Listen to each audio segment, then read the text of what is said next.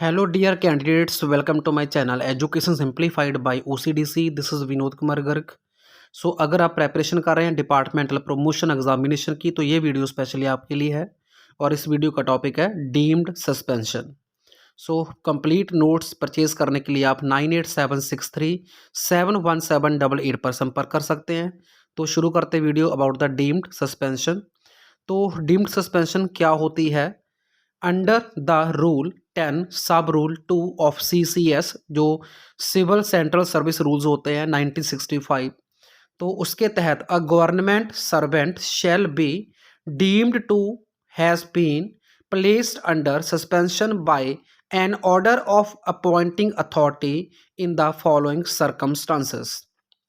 के इस रूल के तहत कोई भी गवर्नमेंट एम्प्लॉय जो कोई भी सरकारी कर्मचारी जो होता है उसको अपॉइंटमेंट अथॉरिटी के ऑर्डर के तहत सस्पेंड माना जाता है, यानी कि निलंबित माना जाता है फॉलोइंग केसेस में. तो पहला केस कौन सा है? If he is detained in custody whether on a criminal charge or otherwise any form for a period exceeding 48 hours. अगर किसी गवर्नमेंट एम्प्लॉय को 48 आवर्स से ज़्यादा किसी कस्टडी में रखा गया है किसी क्रिमिनल चार्ज के तहत या फिर किसी भी और कारण, तो उसको सस्पेंड मान लिया जाता है. तो जल्दबाजी में अगर उसको सस्पेंशन ऑर्डर नहीं भी मिलते तो भी उसको सस्पेंड ही माना जाता है, निलंबित ही माना जाता है. इसी करके इसको जो है डीम्ड सस्पेंशन कहा जाता है. सेकंड केस आता है in case of detention in custody under any law providing for preventive detention.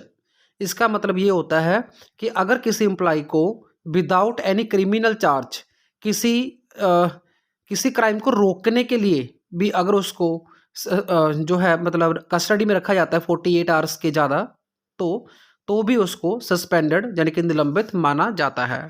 इसी तरह से तीसरा जो पॉइंट है वो आता है और as a result of proceedings for arrest for date also fall in this category.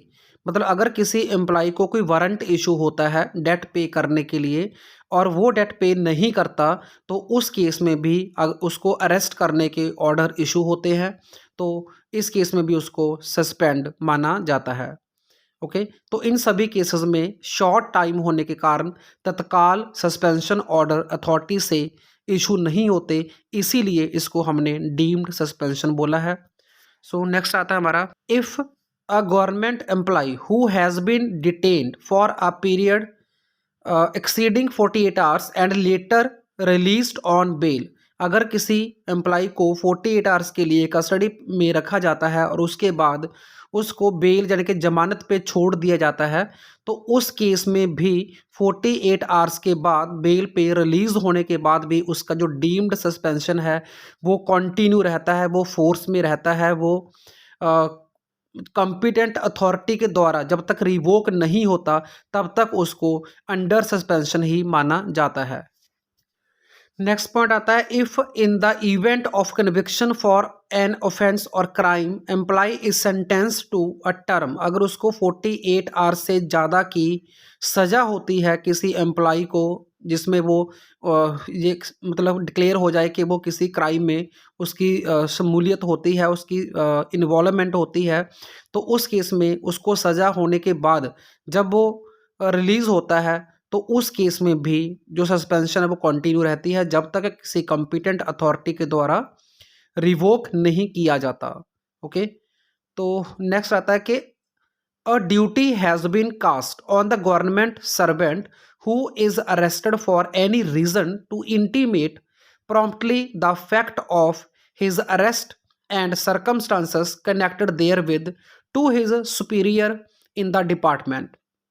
इसका मतलब क्या हुआ कि हर उस गवर्नमेंट एम्प्लॉय जिसके ऊपर कोई केस आदि क्राइम का होने के कारण उसको अगर कस्टडी में रखा जाता है, जब उसको अरेस्ट किया जाता है, जब उसको कोई पनिशमेंट होती है, तो उस केस में वो एम्प्लॉय अपने डिपार्टमेंट में अपने ऑफिशियल सुपीरियर को इन्फॉर्म करेगा. अगर वो इन्फॉर्म नहीं करता तो उस केस में डिपार्टमेंट जो होता है वो उस एम्प्लॉय के अगेंस्ट डिसिप्लिनरी एक्शन ले सकता है.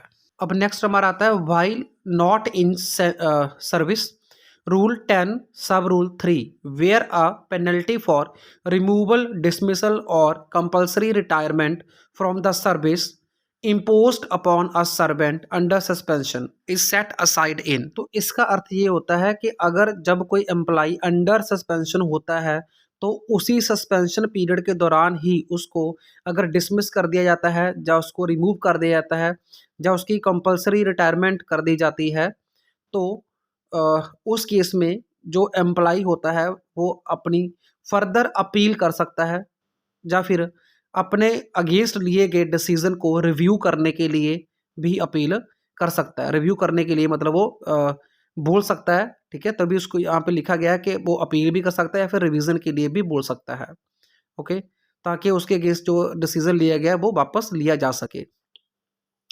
सो नेक्स्ट आता है the case is remitted by the appellate और रिवाइजिंग अथॉरिटी। जो भी अथॉरिटी उसको उसकी अपील को सुनेगी और उसको रिवाइज करेगी केस को, तो वो क्या कर सकती है, रिमिट कर सकती है, यानी कि उसके केस को वापस ले सकती है और या फिर वो अपना जो भी एक्शन है किसी भी डायरेक्शन में ले सकती है।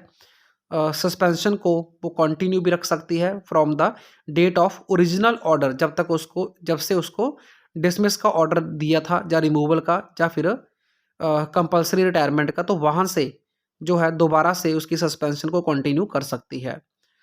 So this was all about deemed suspension. So मिलते हैं नेक्स्ट वीडियो में नेक्स्ट टॉपिक के साथ। Thank you, thanks for watching.